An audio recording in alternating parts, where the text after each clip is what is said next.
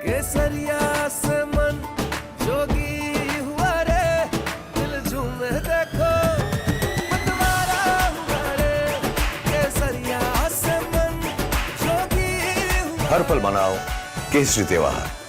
विमल, बोलो जुबान केसरी।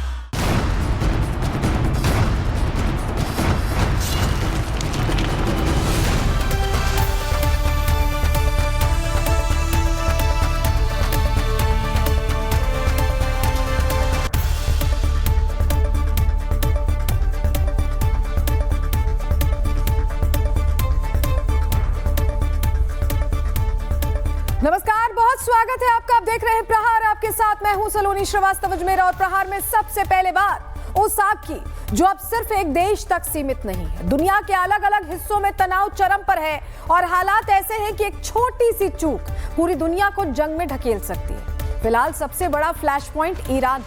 अमेरिका ने खुले शब्दों में हस्तक्षेप का माहौल बनाया है। इजराइल पूरी तरह अलर्ट है और ईरान की चारों तरफ दुश्मन के मोर्चे सक्रिय होते दिख रहे हैं। ट्रंप खामनेई में खुल्लम खुल्ला जुबानी जंग तेज है। इजराइल और लेबनान के बीच टकराव की आशंका है। रूस यूक्रेन की जंग थमी नहीं है। चीन और ताइवान के बीच भी तनाव है। कोरिया में भी हालात कभी भी बिगड़ सकते हैं। भारत ने भी अभी ऑपरेशन सिंदूर रोका नहीं है। यही वो हालात हैं जो 100 साल पहले विश्व युद्ध से ठीक पहले हुए थे, यानी तब भी कई जगहों पर संघर्ष एक साथ चल रहा था। उस समय एक घटना ने पूरी दुनिया को युद्ध में झोंक दिया था। आज अंतर इतना है कि हथियार कहीं ज्यादा खतरनाक हैं और फैसले कहीं ज्यादा जल्दबाजी में लिए जा सकते हैं। वेस्टर्न कंट्रीज में ऐसे 5 बड़े नेता सत्ता में हैं जो अपने राजनीतिक जीवन के आखिरी पड़ाव पर हैं। उनकी सोच विरासत छोड़ने की है, समझौता करने की नहीं है। दूसरी तरफ युवा आबादी सड़कों पर है, सिस्टम को चुनौती दे रही है। तो सवाल सीधा है कि क्या ईरान से उठी ये चिंगारी तीसरे विश्व युद्ध की वजह बनेगी? डिटेल इस पर देंगे। दूसरी खबर उस खतरनाक साजिश की है जो सीमा के उस पार बंद कमरों में चल रही है। आतंकिस्तान में भारत विरोधी नेटवर्क फिर से हरकत में आ गया है। अलग अलग आतंकी गुट एक बार फिर से साथ आ गए हैं और घाटी को दोबारा दहलाने की तैयारी शुरू हो चुकी है।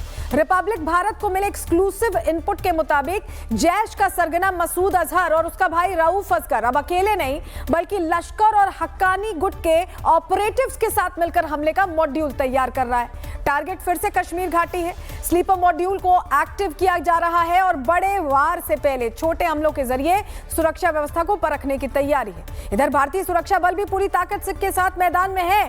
कैसे बड़े पैमाने पर सर्च ऑपरेशन चल रहे हैं, एक्टिव आतंकियों की लोकेशन ट्रैक की जा रही है, इस पर भी पूरी डिटेल देंगे।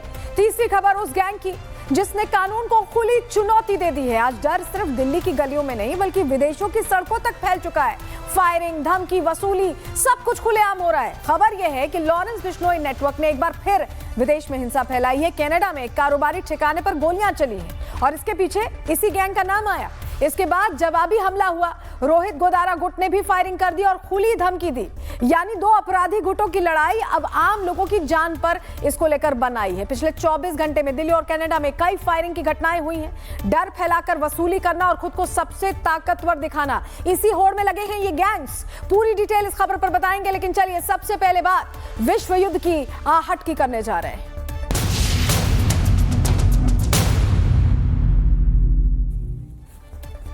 तो चलिए प्रहार की शुरुआत करेंगे और आज आपको बताएंगे कि कैसे दुनिया के 5 सबसे बड़े नेताओं के दिमाग में युद्ध चल रहा है। ये वो नेता हैं जो दुनिया को तीसरे विश्व युद्ध में ढकेल देना चाहते हैं और शायद यही वजह है कि आधी आबादी का फासला रखने वाले जेन जी आज इनके खिलाफ खड़े हैं। पूरी खबर बताएंगे, लेकिन सबसे पहले आपको एक तस्वीर दिखाते हैं जो जरूरी है। इस तस्वीर को बहुत गौर से देखिएगा।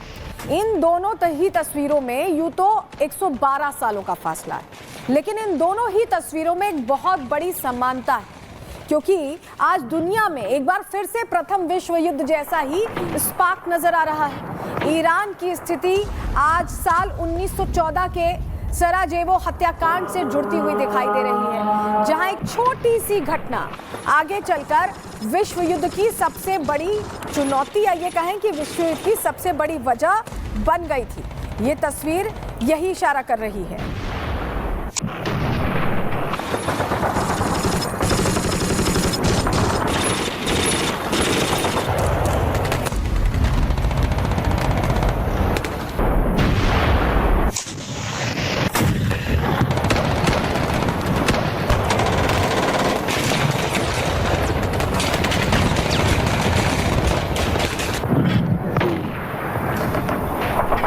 और देखिए, विश्व युद्ध को लेकर खतरा उस वक्त और बढ़ जाता है जब करीब से देखने पर यह पता चलता है कि दुनिया भर के जो अनुभवी नेता हैं, उनके दिलो दिमाग में इस वक्त युद्ध छाया हुआ है।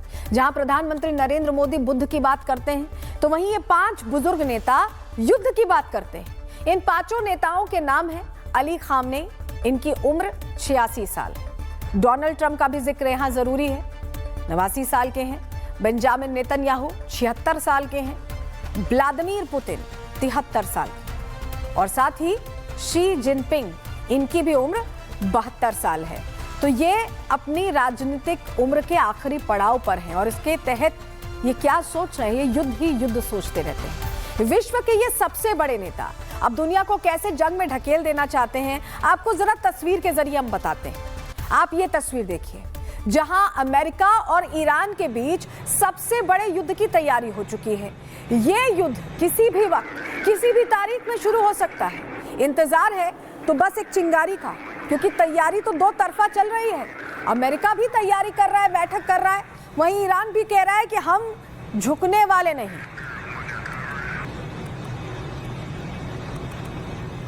और देखिए, खामनेई एक तरफ ट्रंप के साथ युद्ध करने को तैयार है, तो वहीं दूसरी तरफ इजराइल भी ईरान को टारगेट में लेकर तैयार है। मतलब किसी भी वक्त इजराइल भी ईरान पर अटैक कर सकता है। और इसे बीते साल के घटनाक्रम से जोड़कर देखें तो ये नेतन्याहू का बदलापुर है, जिसका वो काफी वक्त से, काफी लंबे वक्त से इंतजार कर रहे हैं।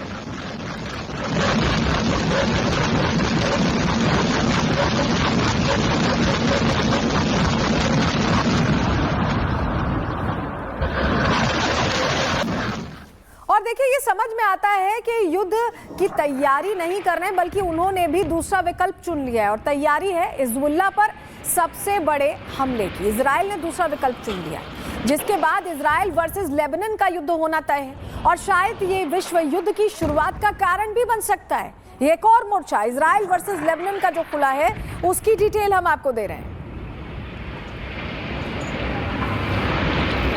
लेकिन इस युद्ध से भी अगर विश्व युद्ध को टाल दिया जाए तो रूस और यूक्रेन युद्ध को भी भूला नहीं जा सकता, जो अभी तक बदस्तूर जारी है। इस युद्ध को रोकने के सारे प्रयास फेल हो चुके हैं और रोजाना यहां बम धमाकों का शोर सुनाई देता है। कल ही खार्किव के पास रूसी आर्टिलरी का बड़ा एक्शन देखने को मिला है, जहां यूक्रेनी सेना के अस्थायी ठिकानों को निशाना बनाया गया। आपको उसकी तस्वीर हम दिखा रहे हैं।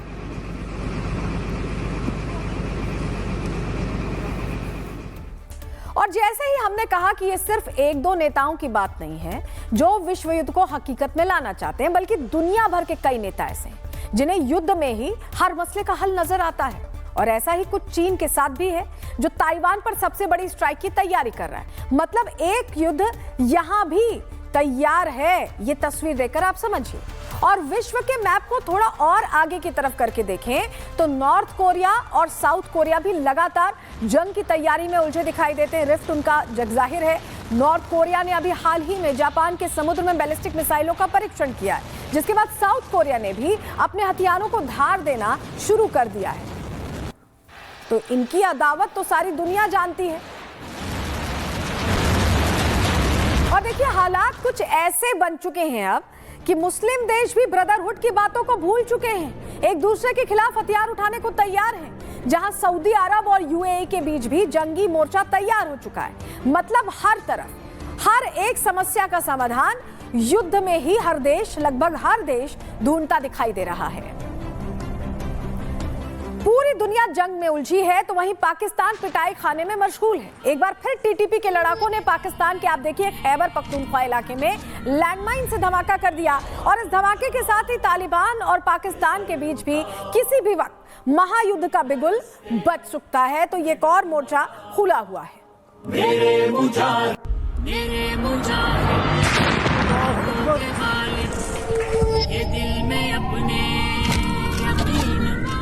और अगर यहां से किसी भी तरह पाकिस्तान अपनी इज्जत बचा भी लेता है तो भारत उसके पुख्ता इलाज के लिए पूरी तरह तैयार है, क्योंकि ऑपरेशन सिंदूर तो लगातार जारी है।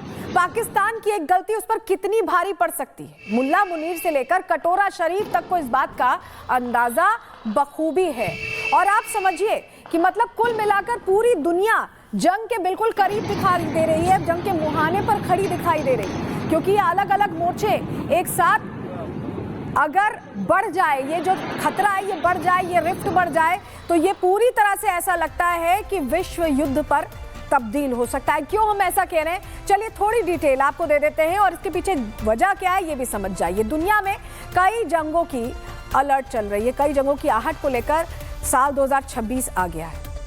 पाकिस्तान में उथल पुथल है और दुनिया इस पर पूरी तरह से खामोश है, कोई रिएक्शन नहीं आ रहा है। उत्तरी अफ्रीका में शक्ति संतुलन तुर्की से तय हो रहा है। आप समझ रहे हैं किस तरह से ये पूरा हैंडलिंग चल रही है। अमेरिका की नजर ग्रीनलैंड से लेकर ईरान तक है और उसको लेकर ट्रंप बार बार बयान देते रहे हैं। पश्चिम एशिया में ईरान इजराइल फिर युद्ध की कगार पर खड़े हैं और सीमाएं दरक रही हैं और दुनिया अब संकट में खड़ी। यानी साल 2026 में शांति की उम्मीद धुंधली होती दिखाई दे रही है। विश्व में इस समय जेरेंटोक्रेसी यानी कि वृद्धों का शासन, दुनिया के शक्तिशाली देशों की कमान 70 से ज्यादा उम्र के नेताओं के हाथ में। अभी हमने आपको बताया दुनिया के कई देशों में जहां जेनजी आंदोलन ने दिशा बदल दी है क्योंकि उनके साथ बहुत लंबा एज गैप है और वो नहीं रिलेट कर पा रहे हैं। वहीं अमेरिका, ईरान, इजराइल, ये तमाम देश हैं जो जहां पर जेनजी नाराज दिखाई दे रहा है। दुनिया को तीसरे विश्व युद्ध की तरफ ऐसा लग रहा है कि इन उम्र दराज नेताओं की सोच ने ढकेल दिया है क्योंकि वो कहीं भी कॉम्प्रोमाइज करना नहीं चाहते, वो विरासत सौंपना चाहते हैं। अंतर्राष्ट्रीय मामलों के जानकारों का मानना है कि इन नेताओं की लेगेसी और महत्वाकांक्षा दुनिया को तीसरे विश्व युद्ध की ओर ढकेल सकती है क्योंकि इनकी जो अपनी महत्वाकांक्षाएं हैं ये बहुत ज्यादा हावी हैं इनके फैसलों पर। मतलब कुल मिलाकर आप समझ लीजिए कि पूरी दुनिया इस वक्त जंग के मुहाने पर खड़ी है। तीसरा विश्व युद्ध कितना प्रलंकारी होगा, कितना तबाही लाएगा, ये हम और आप बस सोच सकते हैं, लेकिन ये जो नेता हैं वेस्टर्न कंट्रीज के ये शायद नहीं सोच रहे हैं। इसी से जुड़ी रिपोर्ट देखिए।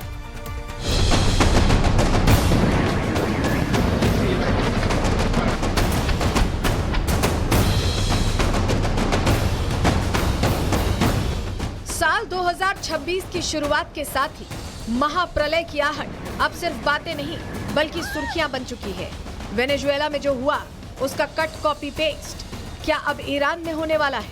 ये सवाल हर तरफ सनसनी फैला रहा है और इसके पीछे की वजह है डोनाल्ड ट्रंप, जो रोजाना ऐसे बयान देते दिखाई पड़ते हैं जिसमें शांति की संभावना कम और युद्ध की सनक ज्यादा नजर आती है। डोनाल्ड ट्रंप हो, खामनेई हो, नेतन्याहू हो या पुतिन हो, ये सभी नेता साइलेंट जनरेशन से आते हैं। मतलब जेनजी और इनके विचारों में करीब करीब आधी सदी का फासला है। लेकिन इन नेताओं का कहना है कि हर मसले की दवा जंग में है। लेकिन सवाल यह है कि जंग तो खुद ही एक मसला है, ऐसे में जंग क्या मसलों का हल देगी? ये लाइन आपने भी कभी न कभी जरूर सुनी होगी, जिसका सीधा मतलब ये है कि जंग अपने आप में तबाही की तरफ धकेलने का काम करती है। कई देश सालों तक जंग में रहते हैं और अपने लोगों की जान दांव पर लगाते हैं। साथ ही आर्थिक तौर पर भी कई साल पीछे चले जाते हैं। जंग भले ही किसी के लिए हार और जीत का मसला हो, लेकिन ये हर तरह से नुकसान पहुंचाने का काम करती है। दुनिया भर के तमाम देशों में चल रही हलचल का परिणाम भी हम सबको भुगतना पड़ रहा है। ये लड़ाई हमारी धरती को भी लगातार बीमार करने का काम कर रही है और इसका असली इलाज भी भारत की धरती से ही मिलता है। वो विचार जहां युद्ध नहीं बुद्ध है, वो विचार जहां हिंसा की आग शांति के बयार में बुझ जाती है। और यही वो बयार है जिसे विचारों की शक्ल में अब वैश्विक अकल का हिस्सा बनाए जाने की मांग है। Bureau report, Republic Bharat. देखिए, जंग को हर मसले का हल बताने वाले इन 5 नेताओं की आपको तस्वीरें देखनी चाहिए। आपको तस्वीर हम दिखाते हैं, ये तस्वीरें देखिए जहां युद्ध प्रभावित गाजा की आवाम का क्या हाल है। आप देख रहे हैं किस तरह से जिंदगी जीने को मजबूर है, किस बदहाली में जी रहे हैं। ये उन नेताओं के फैसले का परिणाम है जिनके दिमाग में सिर्फ युद्ध चल रहा है।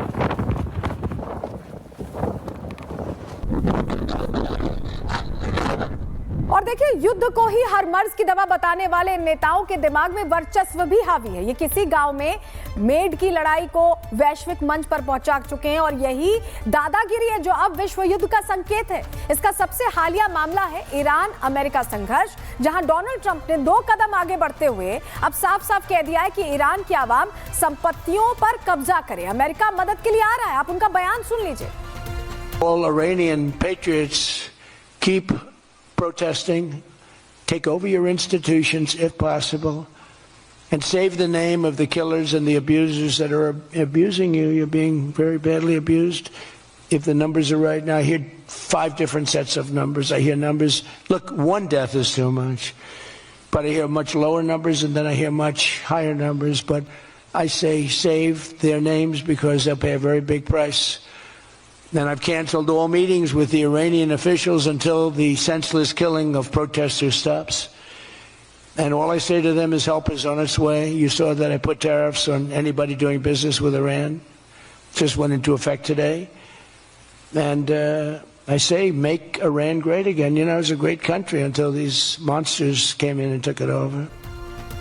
डोनाल्ड ट्रंप ने ईरानी जनता से कह दिया है कि सरकार से डरने की कोई जरूरत नहीं है और इसके बाद तेहरान की सड़कों पर ईरानी लोगों का एक पूरा हुजूम टूट पड़ा। ट्रंप के उकसावे पर सड़कों पर उतरे इन लोगों के निशाने पर ईरान के सुप्रीम लीडर अयातुल्ला खामनेई हैं। आप तस्वीरों में देखिए जरा।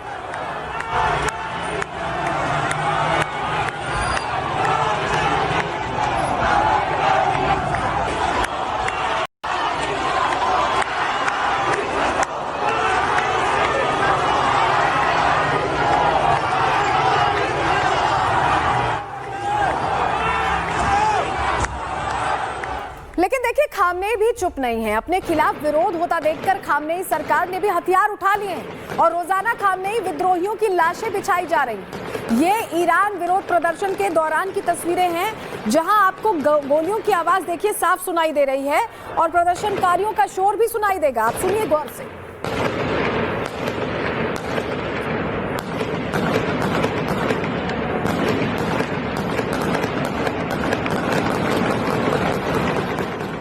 और देखिए इन सबके बीच मौका देखकर ईरान के निर्वासित क्राउन प्रिंस ने भी दावा ठोक दिया है। वो जंग में झुलसते मुल्क में अपनी गद्दी वापस पाना चाहते हैं और इसके लिए वो भी ईरान की जनता से युद्ध जारी रखने का आह्वान कर रहे हैं। उनको भी सुन लीजिए आप।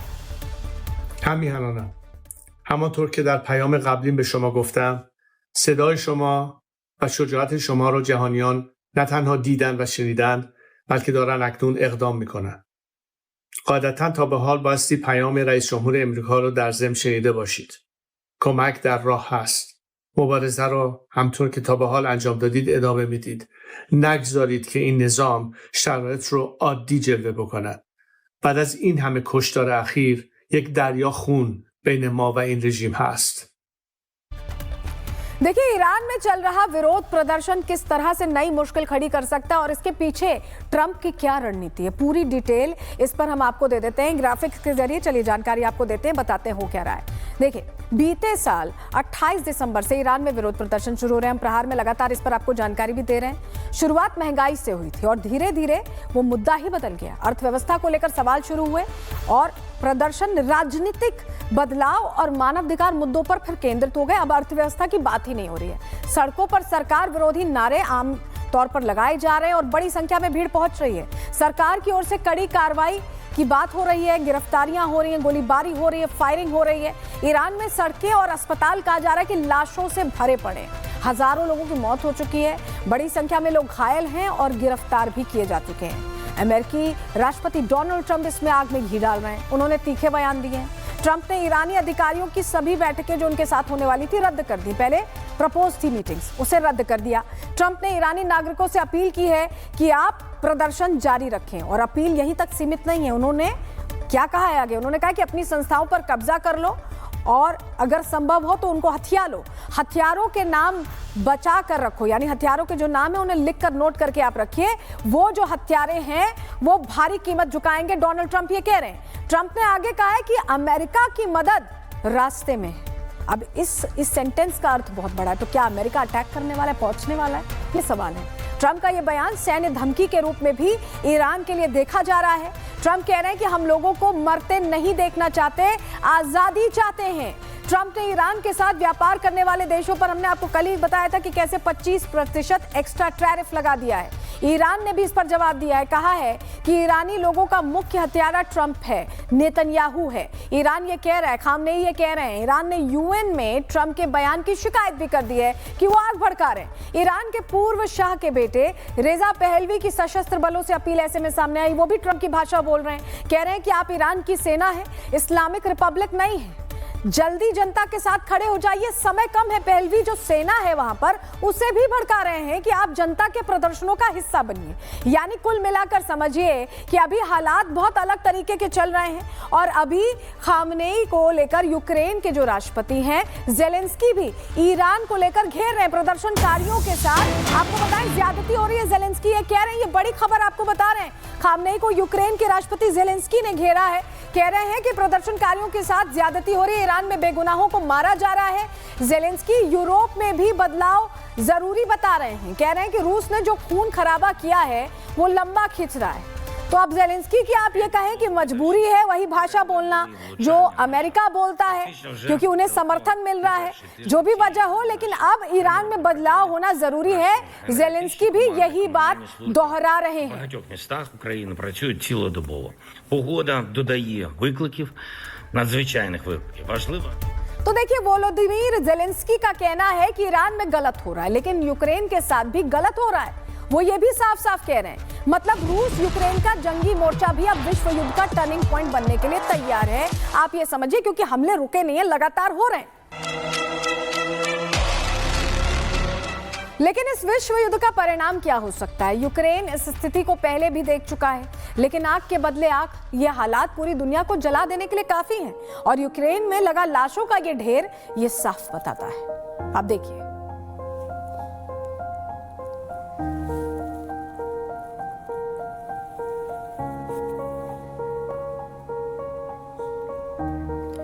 यूक्रेन जंग में सैनिकों की लाशें गिर रही हैं। तो इस बीच ये तस्वीरें भी सामने आई, आपको हम जहां दिखा रहे हैं, जहां नॉर्थ कोरिया के सन की तानाशाह किम जोंग उन शहीदों की शहादत को भी सलाम कर रहे हैं। आप जरा देखिए,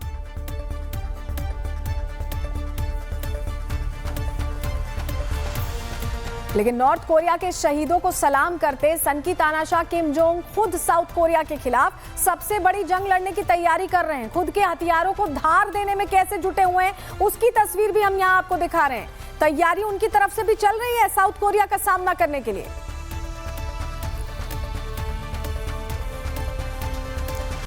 लेकिन देखिए सवाल यह है कि किम जोंग उन इस उम्र में अपनी अगली पीढ़ी को क्या देकर जाना चाहते हैं, क्योंकि एक लंबे वक्त से किम जोंग इस बात के संकेत देते रहे हैं कि वो जल्द ही अपनी सत्ता ट्रांसफर कर सकते हैं और उनका उत्तराधिकारी कोई और नहीं बल्कि खुद उनकी बेटी ही होंगी।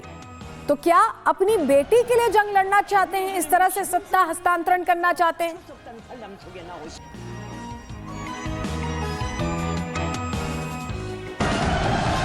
경애하는 김정은 동지께서 출석단 관람 속에 나오십니다. लेकिन आज इस जंगी हालातों के बीच सबसे बड़ा सवाल तो यह है कि आपस में उलझे ये देश अगर दो ध्रुवों में बंटते हैं तो कौन किसके साथ खड़ा नजर आएगा और भारत का पक्ष क्या होगा? ग्राफिक्स के जरिए चलिए पूरी डिटेल आपको फटाफट दे देते हैं। आपके सामने जानकारी हम रख रहे हैं। ईरान आज सबसे कमजोर दौर में है, उसके प्रॉक्सी साथी कमजोर हो चुके हैं।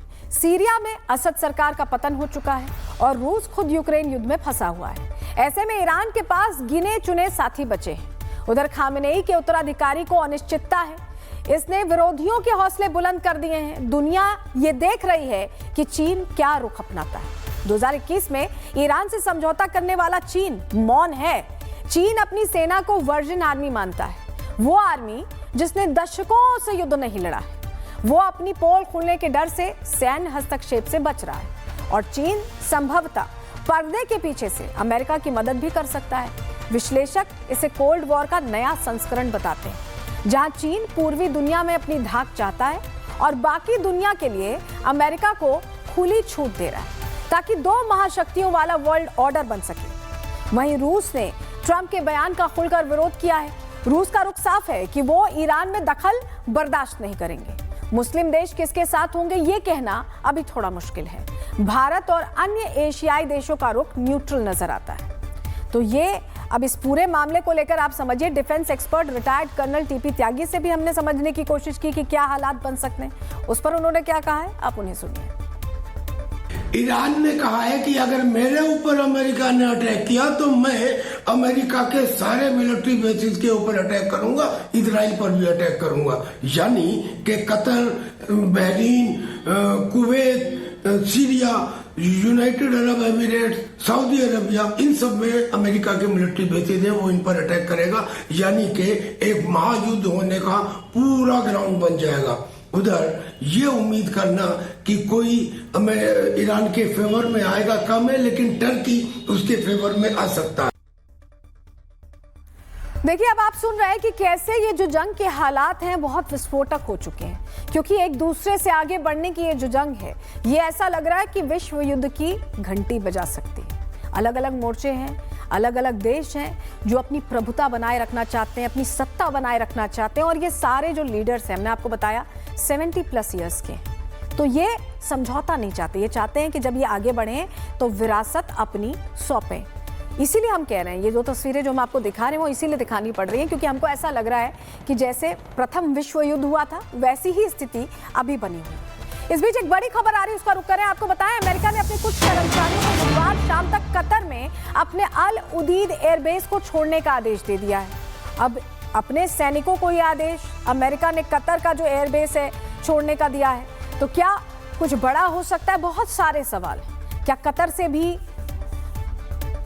कुछ एक्शन हो सकता है? क्योंकि देखिए, अगर पूरे उस इलाके की बात करें, अरब की बात करें, तो वहां पर कई ऐसे बेसेस हैं अमेरिका के जो एक्टिव हैं और जो रखे गए हैं इसी तरह की इमरजेंसी सिचुएशंस के लिए। लेकिन कतर में एयरबेस छोड़ने का आदेश दिया है, जो अल उदीद एयरबेस है उसे छोड़ने का आदेश दिया है। अब क्या स्ट्रैटेजिक मूव अमेरिका का होने वाला है, इस पर सारी दुनिया की निगाहें टिक गई हुई। ये जो फैसले हैं, जहाँ ईरान में अपने अमेरिकी नागरिक छोड़ने की बात हो रही है या बेस छोड़ने की बात हो रही है, तो ऐसा लग रहा है कि अमेरिका बहुत एग्रेसिवली कुछ कर सकता है। देखिए, जहां ईरान में खामनेई को लेकर बवाल है, वहीं भारत के खिलाफ एक बार फिर पाकिस्तान ने आतंक का मोर्चा खोल दिया है। नई साजिश, नया प्लान और वही पुराना हथियार, आतंकवाद। जैश और लश्कर के आतंकी कैसे एक साथ मिलकर हिंदुस्तान को दहलाने की स्क्रिप्ट लिख रहे हैं। आपको एक एक नापाक प्लानिंग की पूरी खबर विस्तार से दिखाने वाले हैं और बताएंगे कि मसूद कैसे जिहादी जाल बुनकर कश्मीरियों को ढाल बना रहा है। पूरी डिटेल आपको देने वाले हैं। देखिए, अलकायदा हक्कानी नेटवर्क के साथ मिलकर जैश का सरगना आतंकी मसूद अजहर घाटी में दहशतगर्दी फैलाने की बड़ी प्लानिंग कर रहा है। ऐसी जानकारी हमें रिपब्लिक मीडिया नेटवर्क को खुफिया इनपुट से मिली। खुफिया एजेंसियों ने इस साजिश को लेकर बड़ी चेतावनी दी है। ये संगठन मिलकर आईईडी हमलों की योजना बना रहे हैं, प्लानिंग कर रहे हैं। अभी ये जानकारी हम तक पहुंची। आतंकी रऊफ असगर के साथ मिलकर मसूद अजहर क्या प्लानिंग कर रहा था, आपको ग्राफिक्स के जरिए पूरी डिटेल इस पर बताते हैं, क्योंकि ये खुलासा हो गया है। रिपब्लिक मीडिया नेटवर्क के पास इंटेल है। जैश लश्कर हक्कानी नेटवर्क का गठजोड़ अब एक्सपोज हो गया है, सामने आ गया है। आईईडी और फिदाइन हमलों की ये नई प्लानिंग कर रहे हैं। कश्मीर घाटी में स्लीपर सेल एक्टिवेशन का काम अब तेज हो गया है। ये आतंकी भारत में घुसपैठ की साजिश रच रहे हैं। घाटी में इनके 100 से ज्यादा आतंकी बताया जा रहा है कि पिछले कुछ दिनों से एक्टिव हो गए। बड़े हमलों से पहले छोटे टेस्ट अटैक की इनकी प्लानिंग है। सुरक्षा बलों के मूवमेंट पर आतंकियों की पूरी निगाहें टिकी हुई हैं। तो ये अहम खुलासे हुए जो बता रहे हैं कि इनकी प्लानिंग बहुत बड़े पैमाने पर चल रही है। वहीं बहावलपुर में इन आतंकियों की बड़ी बैठक भी हुई है, जिसमें लश्कर जैश के बड़े आतंकी शामिल हुए। इस सभा में हाफिज सईद का बेटा तलहा सईद भी मौजूद रहा। आप ये तस्वीर देखिए। ये मीटिंग भारत के खिलाफ किसी बड़ी साजिश का संकेत जैसा लगती है। भारतीय सुरक्षा एजेंसियां सतर्क हो गई हैं और पाकिस्तान में आतंकी संगठनों की हर गतिविधि पर अब लगातार निगाहें बनी हुई है, नजर रखी जा रही है। मुल्ला मुनीर की शह पाकर लश्कर जैश के आतंकी बेलगाम हो चुके हैं और खुलेआम लोगों को जिहाद के लिए भड़का रहे हैं। आजादी के नाम पर भारत के खिलाफ लोगों के मन में जहर घोल रहे हैं। ये जानकारियां अब सामने आ रही हैं। सियासतदानों, गाजियों के वारसों, शहीदों के वारसों, तुम्हें क्या हो गया है? वो लाखों सिसक रहे हैं, बिलक रहे हैं। 22,000 इस वक्त दरिया है, 5 लाख के करीब शहादा है, 8,000 गुमनाम कब्रें हैं, हजारों जेलों में सिसक रहे हैं। माए और बहनें भी ये भीख मांगने से नहीं, ये हिंदू की गर्दन काटने से, हाँ, जिहाद का अलम बुलंद करने से, बदर की तारीख रकम करने से, फतह मक्का की तारीख रकम करने से तुम्हें आजादी मिलेगी।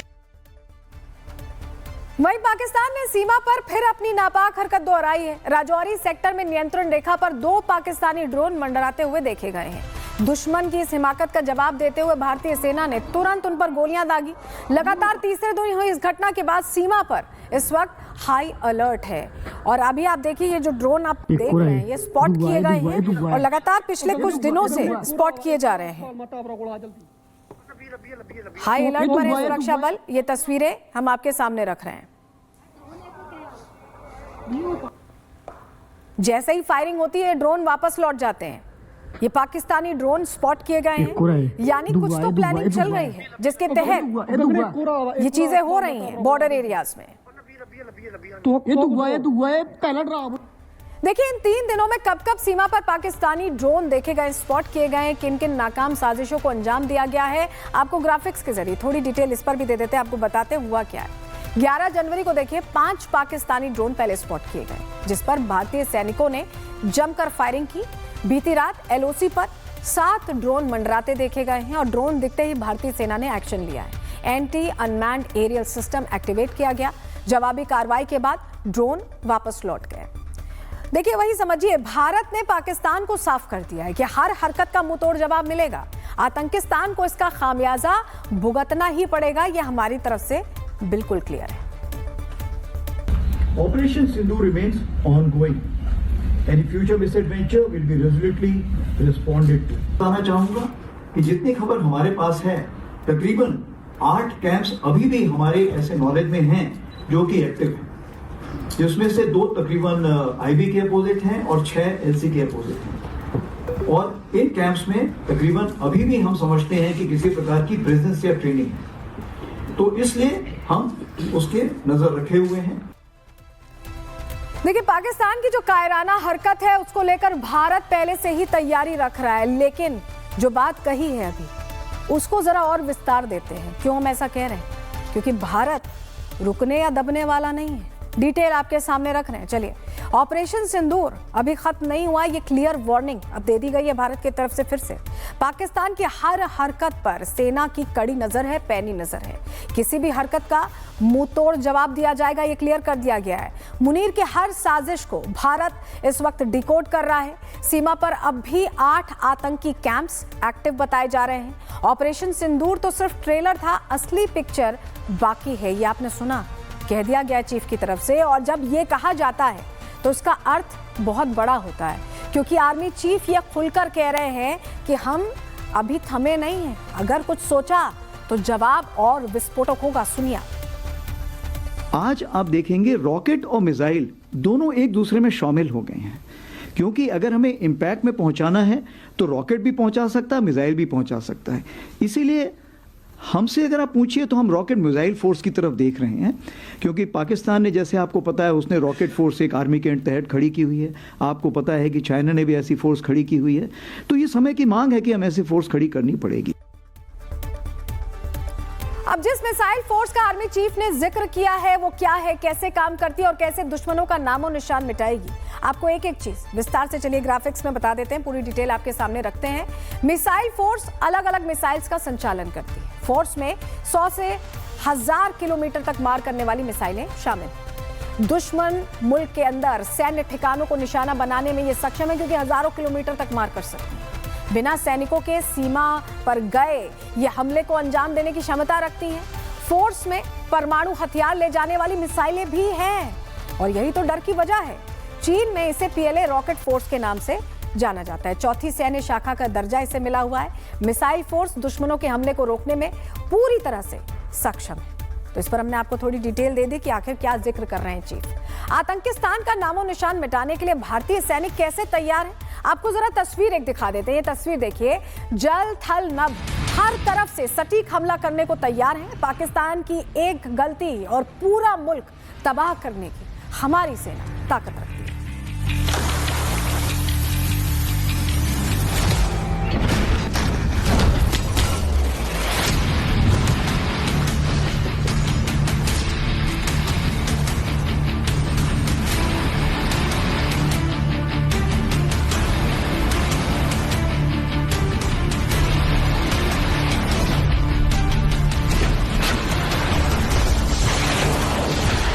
भारत हर मोर्चे पर आतंकी साजिशों और हमलों से निपटने के लिए तैयार है, लेकिन इन चालबाजियों के बीच हमारा तिरंगा कैसे आन बान शान से लहरा रहा है, आप उसकी तस्वीर भी यहां देख रहे हैं। लद्दाख की ठंडी हवाओं में लहराता तिरंगा देख हर किसी के अंदर शौर्य की, राष्ट्रवाद की नई लहर दौड़ जाएगी।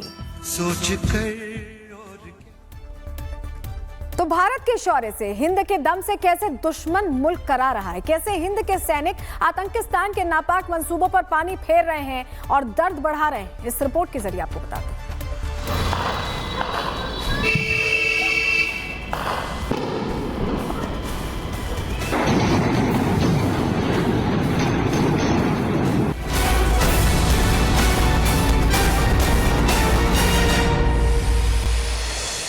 पाकिस्तान ऑपरेशन सिंदूर की मार से आज तक करा रहा है। अभी उसके जख्म भरे भी नहीं हैं कि मुनीर की फौज ने आतंकियों के साथ मिलकर नई साजिशों को अंजाम देना शुरू कर दिया है। पाकिस्तानी ड्रोन ने एक बार फिर भारतीय सीमा में घुसपैठ की कोशिश की, जिसके बाद हिंद के वीर एक्शन में आए और मुंहतोड़ जवाब दिया। चप्पे चप्पे की तलाशी ली जा रही है, एक्टिव आतंकियों की लोकेशंस का पता लगाया जा रहा है। ये वही इलाका है जहां रिवायती तौर पर घुसपैठ जो है वो पाकिस्तानी आतंकी करते रहे हैं। उस तरफ अगर सरजीवन आपको दिखा पाए तो वहां पर आपको बीएसएफ के जवान, लोकल एसएचओ और उसके साथ साथ एसओजी की टीम्स मिलेंगी जो अब उस इलाके को स्वीप कर रही हैं। तो स्वीप ऑपरेशंस लगातार यहां पर जारी हैं। कोशिश ये है कि इन स्वीप ऑपरेशन से जो है उन संदिग्ध आतंकियों की लोकेशन का पता लगाया जाए जिन्होंने वो कम्युनिकेशन डिवाइस, वो थोराया जो है उसका इस्तेमाल किया। वहीं भारत की पिटाई में टूट चुके दो आतंकी संगठन लश्कर और जैश भी बड़ी साजिश अंजाम देने की प्लानिंग में जुटे हैं। लश्कर आतंकियों को जैश के गढ़ में देखा गया है। बहावलपुर में कई बड़े आतंकी एक मंच पर देखे गए। यहीं पर जैश के सरगना मसूद का मुख्य कैंप है और जैश के इसी अड्डे पर तलहा सईद को देखा गया। इस बैठक में आतंकी सैफुल्ला कसूरी भी मौजूद रहा। मसूद और रऊफ असगर मिलकर कुछ बड़ा करने वाले हैं। भारत में आतंकी हमलों की प्लानिंग की खबर है। जांच एजेंसियों ने जैश को लेकर कई बड़े खुलासे किए हैं। आने वाले समय में जैश आईईडी हमले कर सकता है। जैश लश्कर की साठगांठ के बीच रावलकोट के कुख्यात आतंकी अबू मूसा का वीडियो भी सामने आया है, जिसमें वो खुलेआम नफरत और हिंसा फैलाने की कोशिश कर रहा है। पाकिस्तान की सड़कों पर नफरत फैलाई जा रही है। लोगों को हिंदुओं के खिलाफ भड़काया जा रहा है ताकि हिंसा की आग भारत तक फैले। बच्चों को, महिलाओं को दीन का वास्ता दिया जा रहा है। दीन के नाम पर आतंकी बनाने की कोशिश की जा रही है। भड़काऊ बयानबाजी से लोगों का ब्रेन वॉश किया जा रहा है ताकि लोग आतंकी संगठनों से जुड़ें और सुसाइड बॉम्बर बने। मुनीर की शह पर पल रहे ये आतंकी समझ बैठे हैं कि भारत को डराकर धमकाकर अस्थिर किया जा सकता है, लेकिन आतंकिस्तान भारत की मई वाली पिटाई भूल गया है। अब जब हिंदुस्तान जवाब देगा तो पाकिस्तान का नक्शा इतिहास बन जाएगा। Bureau report, Republic Bharat. तो देखा आपने, पाकिस्तान के मुल्ला की नापाक हरकतें बढ़ती जा रही हैं, लेकिन हमारी भी तैयारी पूरी। हमने आपको बताया कैसे चीफ ने कह दिया है कि ऑपरेशन सिंदूर जारी है। वहीं लॉरेंस बिश्नोई गैंग कानून को ठेंगा दिखा रहे हैं। अब बात इस खबर की कर लेते हैं। दिल्ली की सड़कों से लेकर कनाडा की गलियों तक एक ही नाम का खौफ है। कहीं फायरिंग होती है, कहीं धमकी दी जाती है, कहीं फिरौती की मांग होती है। लॉरेंस गैंग का नाम बार बार सामने आता है। लॉरेंस गैंग खुलेआम दहशत फैला रहा है। लॉरेंस और गोदारा के बीच की लड़ाई का खामियाजा अब आम लोगों को भुगतना पड़ रहा है। ये इंटरनेशनल टेरर बन चुका है। खबर पूरी क्या डिटेल आपको दे देते हैं। कनाडा में आप तस्वीर देख रहे हैं, एक बार फिर कुख्यात लॉरेंस बिश्नोई गैंग का खौफ देखने को मिला है। गैंगस्टर्स की ताबड़तोड़ फायरिंग ने सुरक्षा एजेंसियों की चिंता बढ़ा दी है। कनाडा के ब्रैम्पटन इलाके में बिजनेसमैन जसवीर ढेसी के एक ठिकाने पर अंधाधुंध गोलियां चलाई गई। लॉरेंस बिश्नोई गैंग ने इसकी जिम्मेदारी ली है। पहले आप सुनिए कैसे गोलियों की आवाज वहां गूंजी है।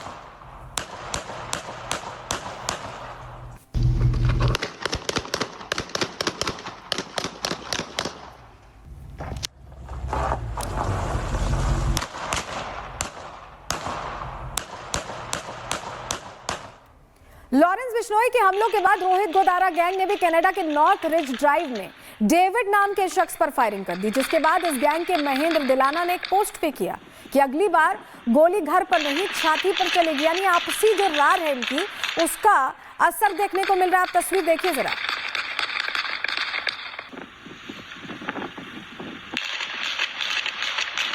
देखिए, लॉरेंस बिश्नोई और रोहित गोदारा के बीच की ये लड़ाई आम लोगों के लिए मुसीबत बनती जा रही है। कैसे ये गैंगस्टर खुद और एक दूसरे से बड़ा दिखाने की होड़ में, ऐसे में एक दूसरे की ताकत कम दिखाने, अपनी ज्यादा दिखाने की होड़ में लगे हैं। इसकी तस्वीरें तो आपने देख ली, लेकिन कैसे ये एक दूसरे की जान के दुश्मन भी बन गए। चलिए आपको ग्राफिक्स के जरिए इस पर पूरी डिटेल दे देते हैं, जानकारी आपको देते हैं। रोहित गोदारा और लॉरेंस बिश्नोई पहले एक साथ थे, एक साथ गैंग ऑपरेट करते थे। दोनों के बीच दुश्मनी की शुरुआत साल 2024 में हुई, जब लॉरेंस के छोटे भाई अनमोल पर अमेरिका ने एक्शन लिया। अमेरिका में फर्जी दस्तावेजों के साथ अनमोल गिरफ्तार हो गया। लॉरेंस ने गोल्डी बराड़, रोहित गोदारा पर गंभीर आरोप लगाए। उस वक्त लॉरेंस ने कहा कि इन लोगों ने अनमोल की कानूनी मदद नहीं की। गोदारा ने जमानत के लिए बॉन्ड फाइल नहीं किया, विदेशी एजेंसीज को संवेदनशील जानकारी लीक की, ये दावा है। जिसके बाद गोल्डी और रोहित गोदारा बिश्नोई गैंग से अलग हो गए। लॉरेंस बिश्नोई और गोदारा गैंग की दुश्मनी ऐसे में सामने आई और 2025 में ये हिंसक हो गई। 2025 में अमेरिका में लॉरेंस के करीबी हैरी बॉक्सर पर हमला होता है। हैरी बॉक्सर पर हमले की जिम्मेदारी रोहित गोदारा गैंग ने ले ली। इसके बाद दुबई, जर्मनी, कई जगहों पर हमले और धमकियां लगातार देखे गए। दोनों तरफ से सोशल मीडिया पर कई धमकी भरे पोस्ट भी आए, ऑडियो क्लिप भी आई, जिसमें एक दूसरे को मिटाने की बात खुलेआम कही गई है। तो समझिए, एक तरफ ये दोनों गैंग एक दूसरे को चुनौती दे रहे हैं, तो दूसरी तरफ लॉरेंस गैंग के गुर्गे दिल्ली में पुलिस को सीधी चेतावनी दे रहे हैं। 24 घंटे में लॉरेंस गैंग ने राजधानी में 2 जगहों पर दहशतगर्दी फैलाई है। इस गैंग ने रोहित खत्री की पश्चिम विहार जिम के बाहर फायरिंग की। वहीं ईस्ट दिल्ली विनोद नगर करोड़ों की रंगदारी के लिए बिजनेसमैन को फायरिंग करके डराया गया है। तो आप देख रहे हैं, अब यहां दिल्ली में भी फायरिंग हो रही है, कनाडा में भी फायरिंग हो रही है। एक्शन कैसे लिया जाता है, इस पर हमारी नजर है। इसी के साथ प्रहार में रुक रहे एक छोटे से ब्रेक के लिए जल्द लौट रहे हैं कुछ और खबरों के साथ।